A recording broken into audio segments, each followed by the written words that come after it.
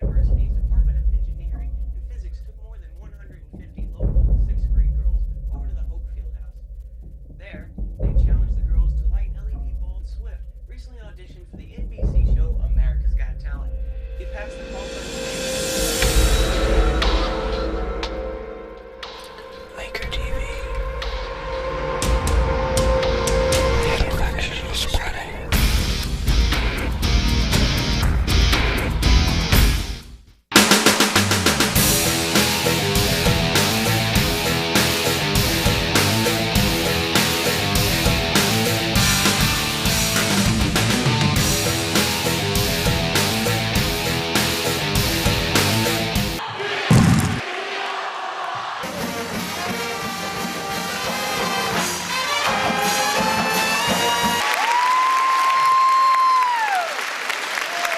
It is an honor and it's a great thing for our school.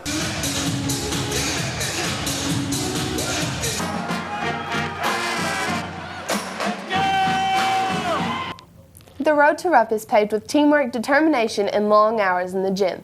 But it's a road our Laker boys basketball team wasn't afraid to go down. Last weekend, the Lakers not only found themselves on the road to Rupp, but they actually arrived at their final destination. The team's first opponent in the state tournament was the highly rated Knott County Pirates.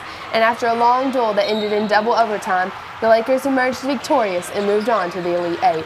However, their next matchup proved more challenging though, especially coming off an exhausting win the night before. After a hard-fought, nail-biting game against Bowling Green, the Lakers' journey had come to an end. By the way, Bowling Green went on to play in the state championship game last Sunday afternoon where they lost to the eventual state champion for 2015, Owensboro High School. The trip to the state tournament was about more than just the basketball team. Their outstanding season ignited a big boost to school spirit here at CCHS. In fact, the team's journey brought excitement to the local community and all across Laker Nation because this year's team did what no other Calloway County High School boys basketball team has ever done, and that's win a state tournament game. In fact, this year's team is only the second team in school history to ever qualify for the state tournament. So, thanks, Lakers. The Kentucky United Nations Assembly recently hosted a meeting at Lexington where Callaway took home a very notable award. Brian tells us more. Politics is something usually broadcasted on just a national level, such as who's running for president. However, in Kentucky, there's an association that is targeting or focusing on students to participate in a mock United Nations Assembly. Now, Mr. Ward, what exactly is CUNA? CUNA is a model United Nations in which our school represented Dominica and the country of Uruguay. We do a variety of things. In particular, we write resolutions that the General Assembly can agree to. There are 87 countries represented at this conference from 45 schools, public and private. We've been very fortunate this year to have won the best resolution as decided by the Assembly. That would be Clara Arnold, Jennifer Free, and Noah Page. And interestingly, we chose trafficking of women and children, which is a really big problem internationally, even here in the United States. For example, here in the United States, 17,000 people have been trafficked into slavery, in the sex trade, and for labor camps all around the country and the world, interestingly enough. So we want to take our students to Louisville, where this conference was held. We want them to stretch themselves. Living in a very, very small community, most of our students are very sheltered in their point of view. This gives them an opportunity to speak as if they're from Dominica or Uruguay. Countries we've represented in the past have been Nicaragua, Indonesia, and Japan and Australia. So we have been banking on the fact that if you leave the area, even if you leave the country, this exercise will give you an opportunity to be more than just a small town person from Kentucky. You become an international citizen. What do students do to prepare for CUNA?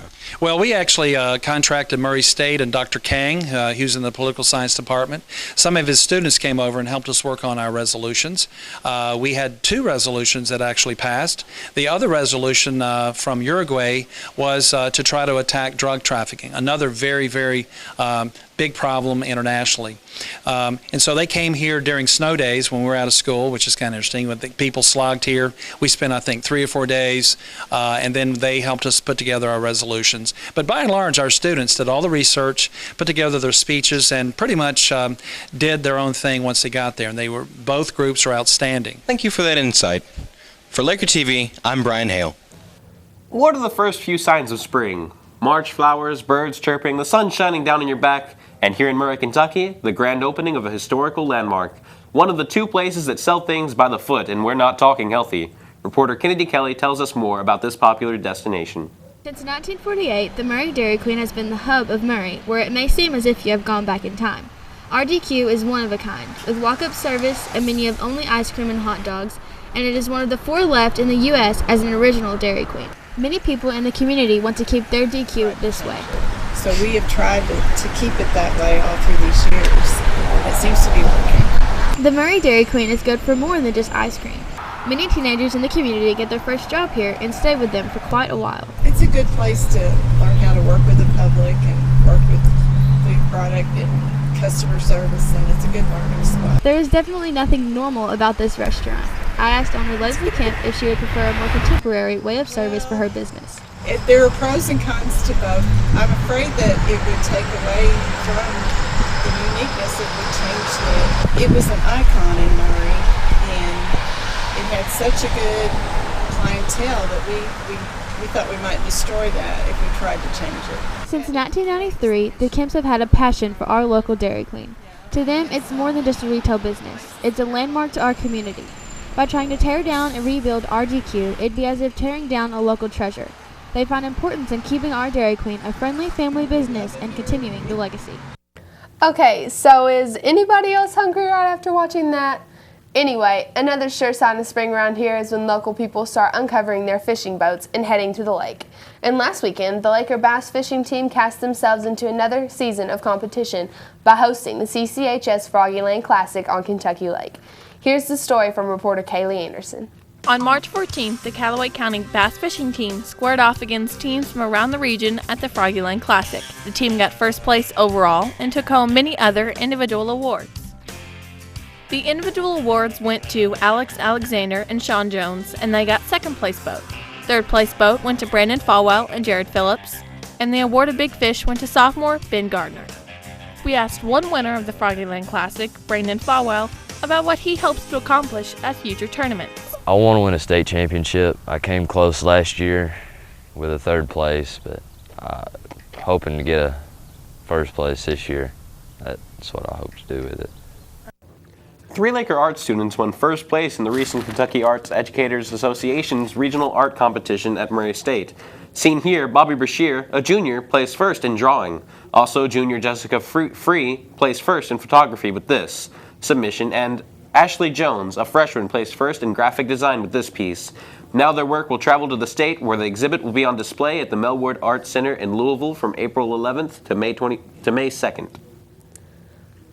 Last week, the Calloway County Middle School academic team traveled to Louisville, Kentucky, where they competed in the KAAC against 230 middle schools around the state. The Lakers were awarded several recognition and trophies, as well as the future problem-solving team advancing to the international level. The Lakers will be competing among 5 other teams from Kentucky against several teams from around the nation and some from other countries. We wish the middle school team a lot of luck as they continue in their endeavors. What would you normally expect out of a fundraiser? A rebate night, or maybe some candy bars, or perhaps even a bake sale? Well, Project Graduation is taking a new approach and hosting a dodgeball tournament. Kennedy Kelly is standing by to tell us more. All you seniors out there are going to be graduating soon, and I know you're going to want to participate in Project Grad. But the only way that's going to happen is through fundraising. So I'm here with Aaron and Seth to tell us more about how they're going to put this event on. So why did you choose a dodgeball tournament? Well, I think dodgeball is a simple and fun game that everyone can play, and it's a great way to raise money. So what are some tips that you could give to someone that's nervous about joining the tournament? The 5 simple keys to winning on the dodgeball court are dodging, ducking, dipping, diving, and dodging. When is the deadline for signing up for the tournament? That'll be today at 4 o'clock, and the sign-ups are in Miss Fritchie's room.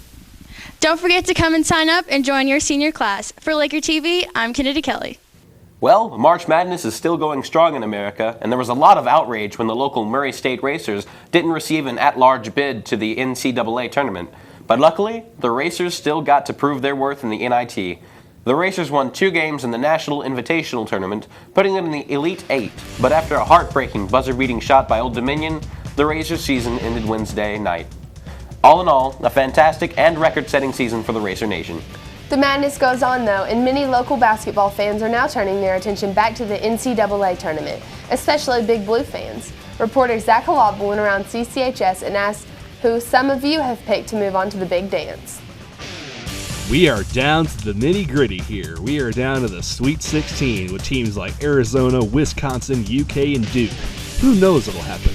We went around asking everyone who they thought will win the NCAA tournament. Probably UK. Why? Because they're awesome and I like cats. I'm going to go with Kentucky. Kentucky all the way. Big Blue. Yep. Well, I put Wisconsin because I just wanted a chance to win my bracket, but I think UK is probably going to win it, honestly. Not Kentucky. I'm going to pull for Wisconsin. Why? Why? Because I'm a Florida Gator fan and I hate Kentucky. End of story. Kentucky. Why? Because they're the baddest team I've ever seen. They're undefeated. Kentucky. As much as it pains me to say this, I don't think anybody can beat Kentucky. Just they're so dominant. Well, I think probably University of Kentucky's got the best percentage. Whether they'll win it or not, I don't have a 100% guarantee on that, but they have the highest percentage of chance of winning. I went reverse psychology and picked Duke so that I hope Kentucky will win. Coming up, we take a look at one of the reasons Murray, Kentucky is named the friendliest small town in America. And ask a few of you your destination for our upcoming spring break right here on Laker TV. Pack of cigarettes, please. It's not enough.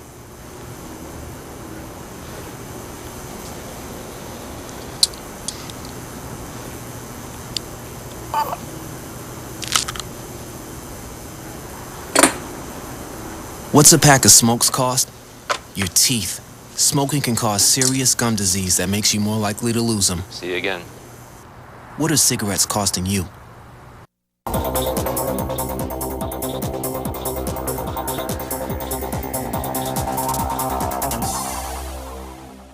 Have you ever wondered how a small town like Murray, Kentucky was named Friendliest City?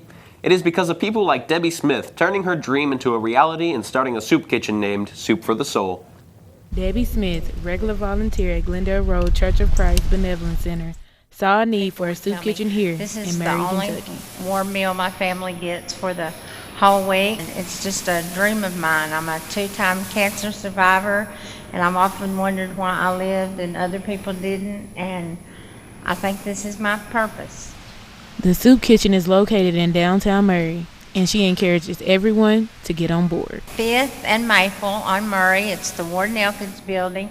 It's a wonderful location, excellent facility, centrally located. We'll have parking and everything we need. The soup kitchen will run off donations such as time and cooking team. The best way right now would be with money, and we have a post office box number. It's Soup for the Soul, Post Office Box 1001, Murray, Kentucky. And I'm just so happy to live in Murray and Calloway County and get this going. For Laker TV, I'm Chastity Ross. The majority of students attending Calloway County schools and Murray Independent schools are on free or reduced lunches. With so many students on free and reduced lunches, families must be hungry as well. Now that Debbie Smith has created her soup kitchen, maybe some of these families won't have to worry when their next meal will be. When you think of martial arts, you probably think of things like karate and breaking bricks. But Taekwondo isn't just about brute strength or showmanship, but about a personal journey. Up next, reporter Kenan Buchanan introduces you to a Lakers sophomore who's teaching others the art of Taekwondo. Calloway County student Logan Holsky may seem like the normal everyday guy, but after hours, he lives a very interesting lifestyle. At Quest Fitness Center near Baldy's off Coldwater Road, Logan Holsky teaches Taekwondo to the children in his class. How do you benefit from Taekwondo? Not only do you learn self-defense, but you also learn common courtesy, self-discipline, and multiple other things. Taekwondo teaches respect, courtesy, self-control, loyalty, integrity, teamwork, anger management, and how to reduce stress. Does teaching the kids improve your Taekwondo? I feel like it does. It allows me to see it through their eyes and experience what they're having problems with. That way I can fix my own problems. Oh, don't be a hero. Get somebody, get somebody. Hey, get somebody, go. When a person starts Taekwondo, they pledge to honor the tenets of Taekwondo. Logan, what are the tenets of Taekwondo? There's courtesy, integrity, perseverance, self-control, and indomitable spirit. For Laker TV, I'm Kenny Buchanan. Well, here we are, almost a week from spring break. Most people will be traveling this year and some will be at home. But how about looking at a few different places other than Panama City? That's where reporter Josh Bailey comes in. He's going to take a look at some other popular places from around the world. This year, thousands of people will travel to somewhere in the U.S. for spring break. I went around asking some of you what you would be doing or where you're going over spring break. Nowhere. Nowhere special? Nowhere. Nowhere special? I'm working. Nowhere. Nowhere? Yeah. Spring break, I'm going crazy. How about that? According to travel.usnews.com, a few top spring break destinations include Miami Beach, San Diego, and Daytona, Florida. These are just a few of the top 10 spring break destinations that include Cancun, Jamaica, and the Bahamas. For Laker TV, I'm Josh Bailey. Well, spring break is just a week away. Hold on, everyone. We're almost there. And even though this first week of extended school has been exhausting, it will all be rewarded when May rolls around. I will definitely be glad to graduate on June 1st instead of June 12th, and I'm sure the other seniors are too. I'm sure they are, Brian. But that's all for this week's show. Enjoy your weekend, everybody. And as always, go Lakers.